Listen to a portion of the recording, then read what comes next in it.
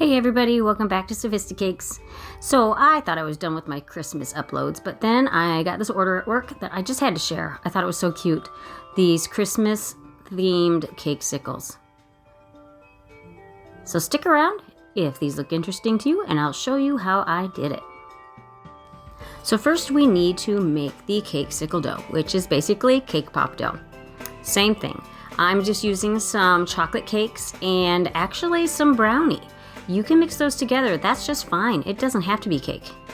And what I'm doing is I am cutting off the bits that would have been close to the pan as it baked. Because I find that if you don't cut off those harder, firmer sections, it makes it really hard to get a real smooth cake pop dough. So I just go ahead and I cut those off.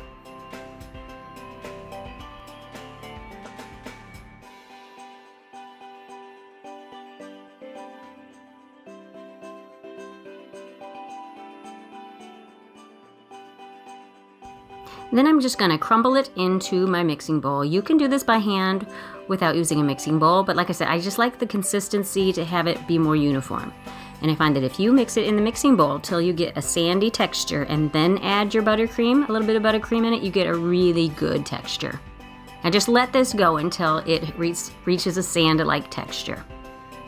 There were some chocolate chips in this cake, so mini chocolate chips, so I couldn't get it all completely smooth looking, but it was just fine. And then just add a little bit of buttercream at a time until you get it the consistency to where you hold it in your hand, you squeeze it like this, and it holds its shape. Then you know it's ready. And I just wrapped it up with some plastic wrap and set it to the side until I was ready for it. So now I'm going to make some details for these Cakesicles. I'm going to make some snowflakes with some snowflake plunge cutters. The trick to this is to, when you push down on your, I'm using fondant here, when you push down on it, wiggle it around like that. Rub it on the surface to get the extra off. And then I just press it against my thumb to get the impression that is in the details in the impression that's on this cutter. I always make a few more than I needed. I know I needed 3 of each different design, but I always just make a few extra. And actually I needed some for some one of the other designs as well. And now I'm gonna make some Santa Cakesicles. So I am making the belt buckle for those Cakesicles. And I just used yellow. You could brush them with gold if you wanted to, but the order I made before for these that they had seen and they wanted, I just used the yellow, so I just stuck with that. And then I am making some carrot noses for the Snowman Cakesicles. And there I'm just using almond bark for these, just white almond bark. I know when I do it at home, I usually use candy melts, but almond bark works just as good. And then melt it, and I did 30-second increments again, until it is pourable. And then just go ahead and pipe it into your molds, swirl it around, and then you dump out the excess. With the almond bark, when I don't add color to it, I don't actually need to use any oil, any vegetable oil. You can use any clear oil, but flavorless oil, but I like the vegetable. But with the darker colors, like this green or the red, or even the blue a little bit, even with food coloring that's made for chocolate, it can still thicken up your almond bark. It can still do it. I don't know why, but it can still do it. So I just went ahead and did that too. And then I just used a tool there to push in a little slit in the bottom where the stick is going to go in, just to make it easier to insert those sticks when the time comes. And then I'm just pressed in my cake pop dough, and just make sure that you leave enough room at the top, a gap in the top, so that when you put the almond bark or chocolate or candy melts on the back side of your Cakesicles, that you're not going to see the cake show through it as much. Just leave it a little on the thicker side back there.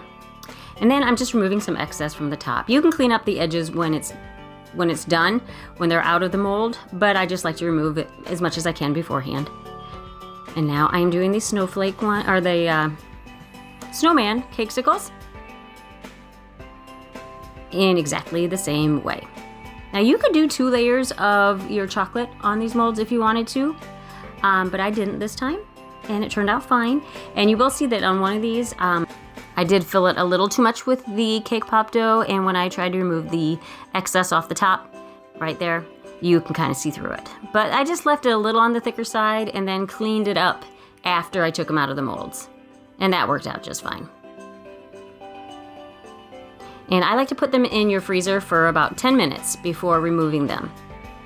Or you can put them in the refrigerator for 20 minutes, or even room temperature. They will dry, but I wanted to speed it up a little bit. But you don't want to leave them in your freezer for so long that you have condensation. So 10 minutes max is all you need. And then I'm just scraping off the excess off around the edges. And the easy way to remove those from your mold is just to release the top, pull the silicone mold away from it, and then gently push them out from the bottom. Now here I'm using that blue candy coating that I had used on the other ones, and I thinned it down pretty good with some vegetable oil because I just dipped them in there to make part of the hat for the snowman. And here I'm just doing the same process with the red.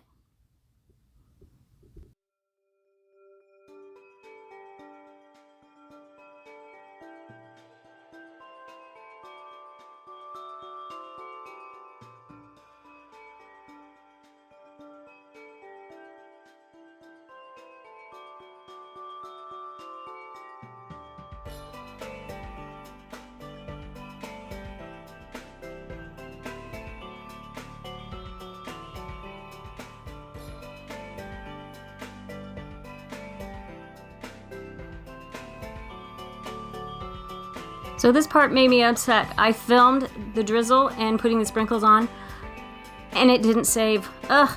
So just imagine I put it in a piping bag, the candy melt, or the almond bark in a piping bag, and I cut a very small hole out of the tip and just move your hand back and forth in quick motion. And then before, I wouldn't do any more than 2 at a time, and then put your sprinkles on so that they stick. Now I'm using piping gel to attach these belts to these Santa Cakesicles. That works really well. And I used fondant, just rolled fondant, to make them out of. And then just attach your belt buckles with some more piping gel. Now I'm making the brim of the hats for these snowmen, these stocking caps. I'm just using a knit impression mat that I have. And then I'm just going to cut them down to size. And that is actually a clay cutting tool that I like to use for shorter horizontal strips. And then I just use some more piping gel to attach these too. And cutting off the excess around the bottom edge. You don't need to wrap it around the bottom. That's not going to matter so much. And then just use some more of that blue fondant. And I just use sky blue. And I'm using some candy melted almond bark to attach those.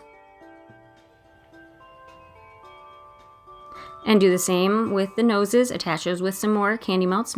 I keep saying that because I use that at home. More almond bark. And these are just some black silver dragées that I am attaching with some more piping gel. You could pipe these on if you want to. I just didn't have any black buttercream or royal icing available, and I didn't want to roll little tiny balls of black fondant, so I just used the dragées this time.